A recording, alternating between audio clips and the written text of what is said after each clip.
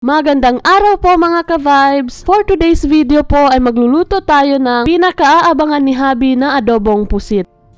May naglalako kasi ng pusit kanina dito sa village. Kaya naman nang makita ni Habi ay agad na siyang napabili. O konti nga lang yung naabutan niya mga ka-vibes. Kaya pagbigyan na natin at nang masatisfied yung cravings. At sinimulan ko na ngang linisin tong mga pusit. Inalis ko na lahat ng nasa loob niya at pinagtatanggal ko na rin itong parang bato na nasa ulo. Sinet aside ko na nga pala yung dagta ng mga pusit para gamitin mamaya sa pagluluto. Nang matapos ko ngang linisan ay inisa-isa ko ng hiniwa. Then hinugasan ko na ng maigi at inilagay ko na dito sa may maliit na tray na may butas-butas para maalis yung lahat ng tubig niya. Pagkatapos ay nagdikdik na rin pala ako ng bawang, sibuyas, luya at sili.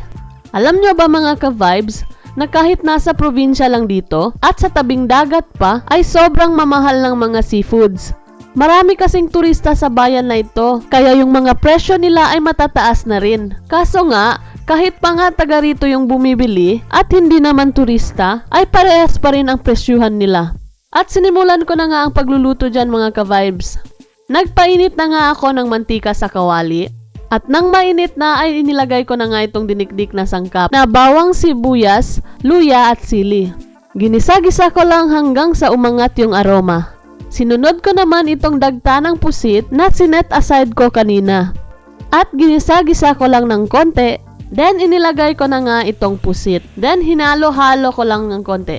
Sa pagluluto nga ng pusit mga ka-vibes, hindi ko gusto yung sobrang tagal siyang niluluto dahil nagiging makunat yung laman. Gusto ko yung tama lang. What more na kung fresh na tulad nito. Ang sarap nito pag hindi niluto ng sobrang tagal. May pagkamalutong pag kinakain. Naglagay na rin pala ako ng asin at pampalasa. At hinalo-halo ko na ng pumantay ang lasa.